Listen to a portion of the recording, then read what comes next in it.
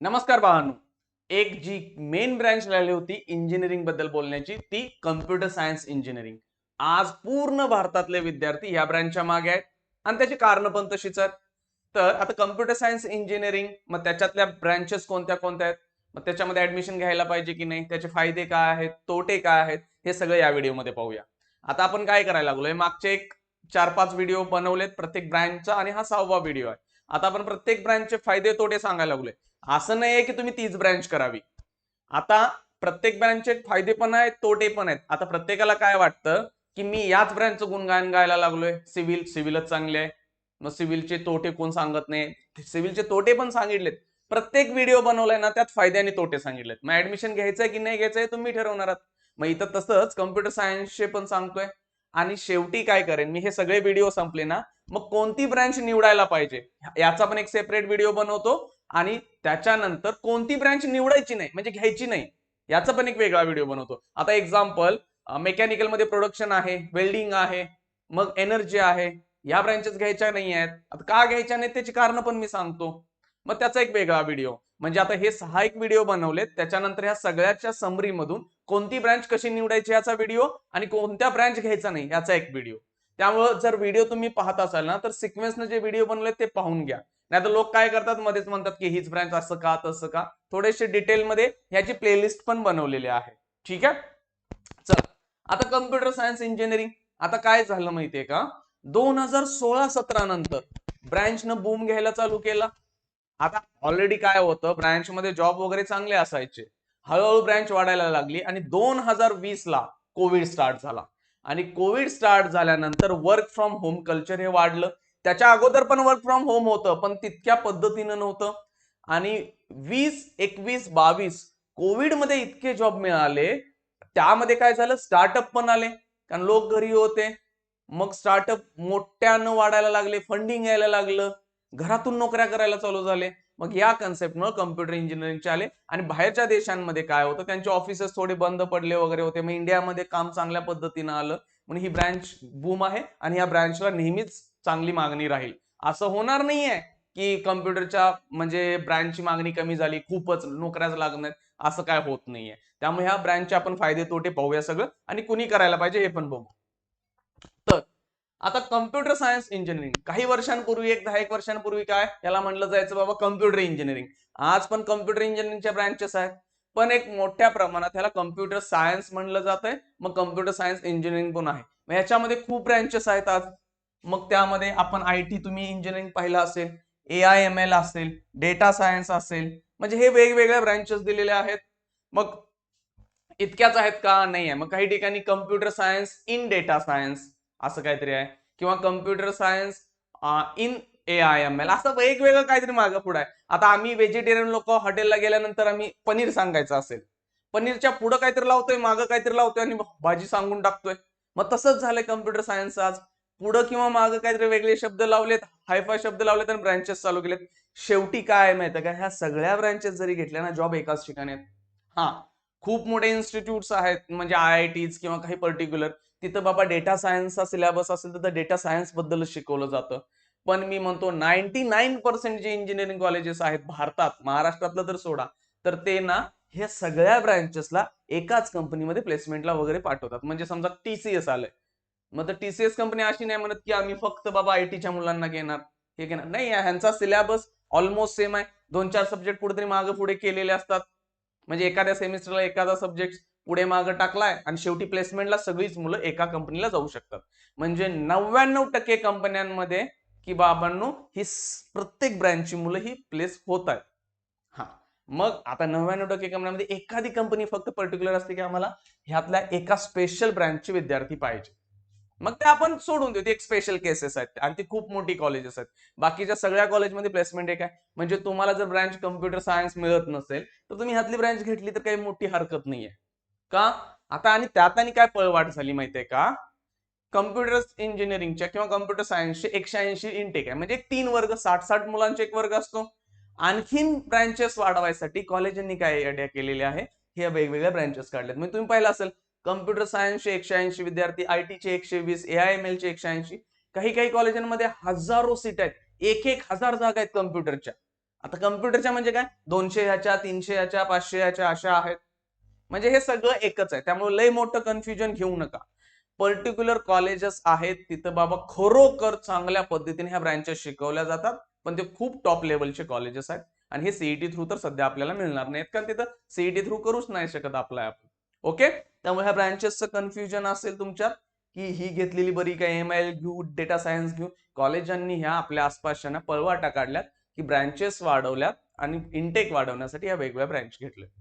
म्हणजे असं होणार नाही की डेटा सायन्सच्या कंपन्या वेगळ्या येणार आहेत, AIMLच्या कंपन्या वेगळ्या येणार आहेत, कम्प्युटर सायन्सच्या कंपन्या वेगळ्या येणार आहेत, असं होत नाही. एखादी पर्टिक्युलर कंपनी आली त्याला ह्या सगळ्या मुलांनी प्लेसमेंटला बसू शकतात, हे तुम्ही स्वतः जाऊन चेक करा. त्यामुळे हे पहिलं कन्फ्युजन दूर करतो तुमचं. पुढे आता पुढे काय आहे की ऍडव्हान्टेजेस, फायदे काय आहेत. टेक्नॉलॉजी डेव्हलपमेंट आहे. भारत हा असा देश आहे की आपण कंटिन्युअस कम्प्युटर सॉफ्टवेअर मध्ये डेव्हलपमेंट करतोय. आपण सर्व्हिस बेस्ड कंपनी आपल्याकडे जास्त आहेत प्रोडक्ट बेस्ड पेक्षा. म्हणजे एकतर ही टेक्नॉलॉजी नेहमी डेव्हलप होत राहणार आहे, त्यामुळे जॉब कमी होणार नाहीयेत, हे पहिला फिक्स आहे. जॉब नेहमी वाढत राहतील. हा, किती प्रमाणात वाढतील आणि कुठल्या पद्धतीचे वाढतील हे आता नाही सांगू शकत. कारण काय होतंय, आता समजा मी फर्स्ट इयर इंजिनिअरिंगला ऍडमिशन घेतलं ना, लास्ट इयर म्हणजे 4थं वर्ष पास आउट होईपर्यंत टेक्नॉलॉजीच बदललेली असते. म्हणजे 4 वर्षामध्ये कम्प्युटर इंजिनिअरिंगच्या जमान्यामध्ये ना खूप गोष्टी बदलतात. म्हणजे मी ऍडमिशन घेतलं, पास आउट होईपर्यंत टेक्नॉलॉजीच बदलली. म्हणजे जो काय सिलेबस डिफाईन केला असेल, म्हणजे तयार केला असेल ना तुम्हाला, ते आउटडेटेडच होतोय. त्यामुळे डेव्हलपमेंट खूप आहे. त्यामुळे कॉलेजांमध्ये ना जो सिलेबस शिकवला जातोय हा मार्केटपेक्षा थोडासा बॅकएंडलाच आहे, मागेच आहे. त्यामुळं तुम्हाला थोड्याशा ऍडव्हान्स गोष्टी शिकाव्याच लागतील. आणि टेक्नॉलॉजी डेव्हलप होतं म्हणजे जॉब वाढतात, जॉब कमी होणार नाहीये आणि पॅकेजेस पण चांगली मिळणार आहेत. हा पहिला त्याचा फायदा आहे. आणि हे वेगळं आहे कारण कम्पॅरेटिव्हली भारतात सगळ्यात जास्ती जॉब कम्प्युटरच्या इंडस्ट्रीमध्ये आहेत. त्यामुळे तुम्ही पाहिलं असेल मेकॅनिकल असेल, सिव्हिल असेल, इलेक्ट्रिकल, इलेक्ट्रॉनिक्सचे सगळे विद्यार्थी ह्या कम्प्युटरच्या प्लेसमेंटला जाऊ शकतात. ते काय करतात, काही विद्यार्थी बाबा इंजिनिअरिंग झाल्यानंतर सीडॅकचे कोर्सेस वगैरे करतात, कम्प्युटरमध्ये प्लेस होतात ह्या कंपन्यांमध्ये कम्प्युटरच्या. किंवा लास्ट इयरलाच काय छोटे मोठे 1-2 कोर्सेस करतात किंवा ऍप्टिट्यूड करतात, लास्ट इयरलाच कंपनी कम्प्युटरच्या कंपन्या येतात तिथं प्लेसमेंटला. म्हणजे काय, कोणत्याही ब्रँच मधून तुम्ही ऍडमिशन असेल तरी तुम्ही कम्प्युटरच्या कंपन्यांमध्ये प्लेस होऊ शकता, अलाउ करतात, असं नाही. हा, काही खूपच मोठ्या टॉप लेवलच्या कंपन्या असतात ते नाही म्हणतात बाबा आम्हाला फक्त कम्प्युटरच्या ब्रँचचीच मुलं पाहिजेत. मग ते किती, हार्डली 5% कंपन्या असतील. 95% कंपन्या म्हणतात चालतात आम्हाला कुठल्याही ब्रँचची मुलं चालतील. त्याचं कारण काय आहे की शेवटी कंपन्यांना त्यांचे ट्रेनिंग द्यायचे आहेत किंवा त्यांचे लँग्वेजेस आहेत 1-2 जे शिकायचे आहेत, मग ते कुठलाही विद्यार्थी शिकू शकतोय. त्यामुळे तुम्ही कोणत्याही ब्रँच मधून कम्प्युटरच्या कंपन्यांमध्ये प्लेसमेंट घेऊ शकता. हे एक फॅक्ट आहे आणि तो नेहमी असतोच. ठीक आहे, म्हणजे जॉब तर खूप चांगले आहेत, ह्यात तर काय वाद नाही. दुसरं पॉईंट आहे आपल्याकडे हाय सॅलरी पॅकेजेस. म्हणजे कम्प्युटर इंजिनिअरिंग मध्ये इंजिनिअरिंग केल्यानंतर जे काय पगार मिळतात कम्प्युटरच्या कंपन्यांमध्ये ते सगळ्यात जास्त आहेत. आणि एक्सपिरियन्स झाल्यानंतर पण पगारांचं जर कंपॅरिझन बाकीच्या ब्रँचेस बद्दल केलं तर कम्प्युटरचे नेहमीच पुढे असतात. म्हणजे जास्ती पगार ऑब्व्हियसली ह्या ब्रँचला आहे. इथं काय कंपॅरिझनच नाही आहे दुसऱ्यांबरोबर, कारण खूप चांगले पगार मिळतात, कारण टेक्नॉलॉजी आहेत, नवीन नवीन गोष्टी करतायत, जगामध्ये जी रिक्वायरमेंट आहे तेच लोक प्रोव्हाइड करायला लागलेत, त्यामुळे पगार जास्त आहेत. बिझनेस अपॉर्च्युनिटीज, म्हणजे तुम्हाला बिझनेस सुरू करायचा असेल ना तर कम्प्युटर इंडस्ट्रीमध्ये खूप चान्सेस आहेत. आता का माहितीये का, तुम्ही मेकॅनिकल समजा बघितलं किंवा सिव्हिल घेतलं तर तिथं बिझनेस चालू करायचा तर काही लगेच नाही चालू करू शकत, त्याला इन्व्हेस्टमेंट आहे. मेकॅनिकलचं समजा मॅन्युफॅक्चरिंग प्लांट टाकायचा आहे तर त्याला मग जागा आली, बिल्डिंग आली, मशीन्स आल्या. सिव्हिल मध्ये बिझनेस चालू करायचा तर तुम्हाला प्लॉट घ्यायला पाहिजेत, कन्स्ट्रक्शनला मोठी इन्व्हेस्टमेंट पाहिजे. मग दुसरा कुठला पण असू दे बिझनेस तर तिथं बऱ्यापैकी खर्च आहे. कम्प्युटरमध्ये तसं नाही आहे. एक 3-4 लोक एकत्र आली किंवा 1-2 लोक मिळून पण 2-3 लॅपटॉप वरती काम चालू करायला लागले. छोट्या छोट्या इंडस्ट्री मी जे पाहिल्यात एक खोल्यांमध्ये आहेत आजही, पण चांगल्या पद्धतीचं काम करतात, कारण ते सर्व्हिस प्रोव्हाइड करायला लागलेत. आणि सर्व्हिस प्रोव्हाइड करते वेळी त्यांना खूप मोठ्या काही इन्फ्रास्ट्रक्चरची गरज पडत नाहीये. मग कमी किमतीत, कमी लोकांमध्ये, कमी खर्चामध्ये बिझनेस चालू होऊ शकतोय. मग हे चांगले ऍडव्हान्टेजेस आहेत. मग तुम्ही काय म्हणजे टेक्नॉलॉजी डेव्हलपमेंट होते, नेहमी जॉब मिळतच राहतील. दुसरी हाय सॅलरी आहे, त्यात काय वादच नाहीये. तिसरं बिझनेस इझिली करू शकताय. आता हे झाले त्याचे फायदे. आता फायदे आल्यानंतर काही तोटे पण येणार आहेत. म्हणजे इथं खूप सगळं चांगलं, इथं कसं दिसतंय माहितीये काय, लग्न नवीन नवीन लग्न झाल्यानंतर सगळीच खुश असतात बघा, तशी कंडिशन आहे. खूप सगळं चांगलं इथं दिसतंय. मग काही तोटे पण पाहूया आपण.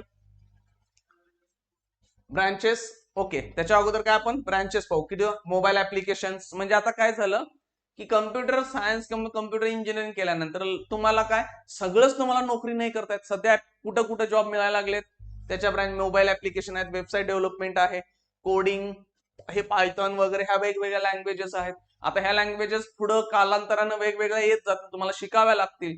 मग वेबसाईट डेव्हलपमेंट मध्ये पण आहे, वेबसाईट डिझाईन वगैरे गोष्टी येतील.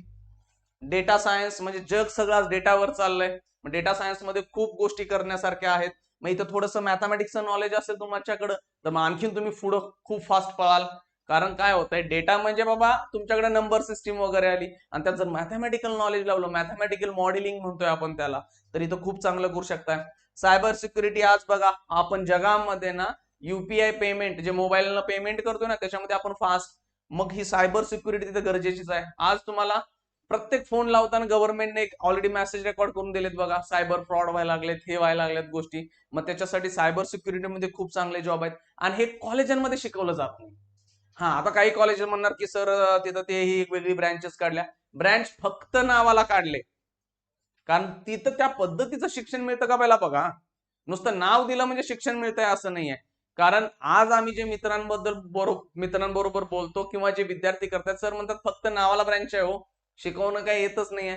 त्यामुळे तुम्ही ब्रँच घेतलाय तर स्वतः शिकावं लागणार हे फिक्स आहे. पण जर स्वतः कुठून पण नॉलेज तुम्ही मिळवा, तोड नाही आहे या ब्रँचला, कारण हे खूप वाढणार आहे. सायबर सिक्युरिटीची खूप चांगली गरज पडणार आहे.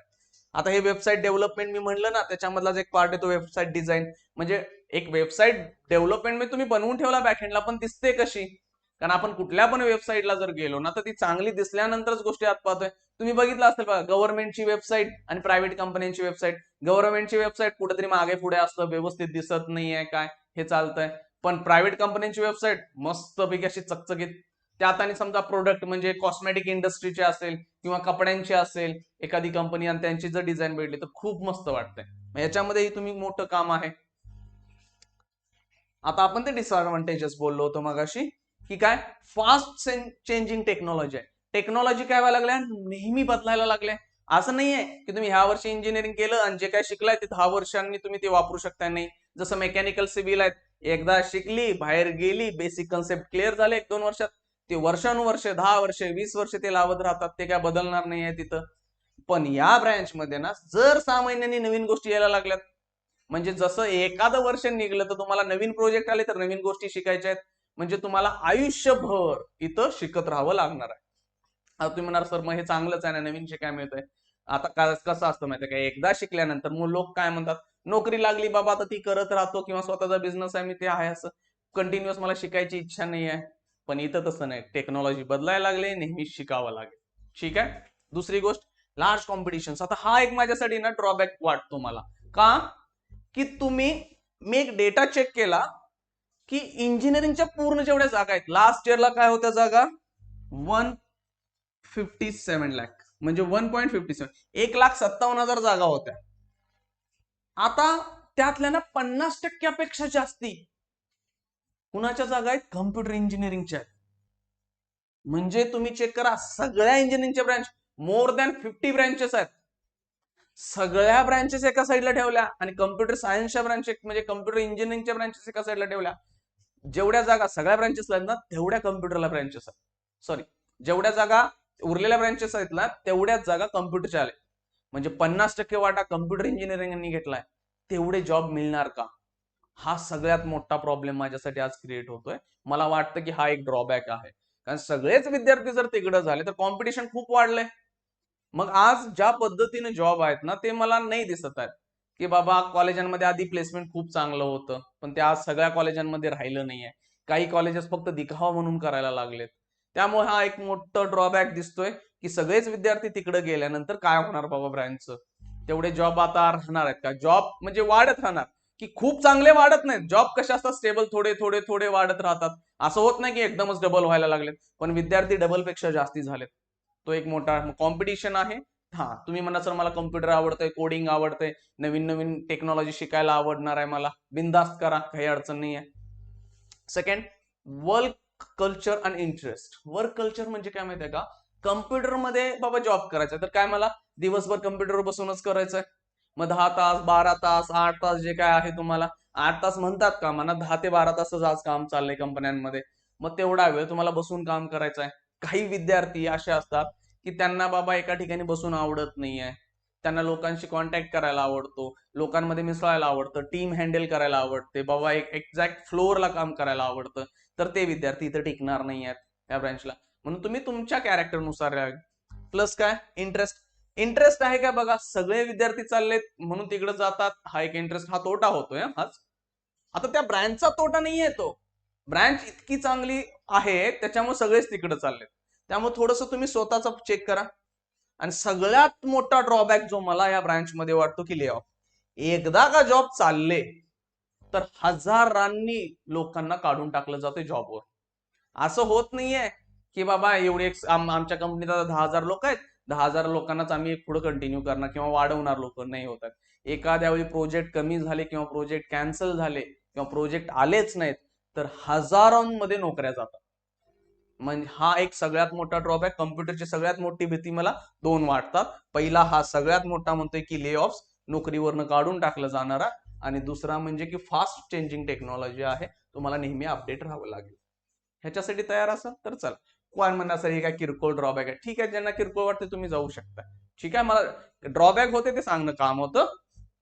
पुढे कंपन्या, भारतातल्या 3 कंपन्याच पास आहे. आता हे फक्त टाकलेत सगळ्यात मोठी टीसीएस, टाटा कन्सल्टन्सी सर्व्हिसेस.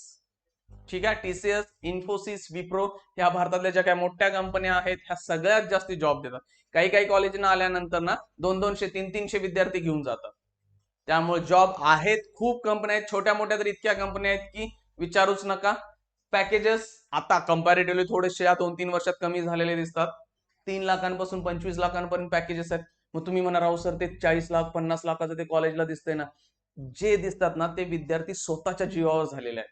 बऱ्याच कॉलेजांच्या मी फेक ऍड पाहतोय की बाबा सांगतात की हा आमच्यामुळं. तुम्ही फक्त चेक कसं करायचं नंतर मी सांगतो. एक ऍव्हरेज पॅकेज इथं आहे 40 लाख 50 लाख 60 लाख किंवा 1-1.5 करोड. ते कसं मिळतं काय असतं त्याच्यासाठी मी एक वेगळ्या व्हिडिओमध्ये तुम्हाला सांगेन. ठीक आहे, कंपन्या खूप आहेत. ज्या स्टार्टअप कंपन्या आहेत त्या तर त्या खूप चांगलं पॅकेज देत आहेत. म्हणजे काय नवीन कंपन्या असतात, छोटी लोक आहेत, छोटी म्हणजे टीम छोटी आहे, 10, 15, 20, 40 इथले 100-1 पर्यंत असतील तर त्यांच्याकडे फंडिंग पण असतं, पैसे असतात, त्यामुळे ते चांगला पगार सुरुवातीला देतात. ठीक आहे, त्यामुळे तुम्हाला जर ब्रँच मध्ये इंटरेस्ट असेल नक्की करा. खूप चांगले जॉब आहेत, इझी जॉब मिळण्याचे चान्सेस पण वाढत आहेत आजकाल. पण थोडंसं कॉम्पिटिशन बघा, कारण वाढलेलं आहे. ठीक आहे, हे झाले फायदे तोटे, कुठल्या कुठल्या ब्रँचेस आहेत. आणि याच्यानंतरचा जो व्हिडिओ बनवतोय आपण ह्या कोणती ब्रँच कशी निवडायची असते त्याच्यावरती. चला, थँक्यू.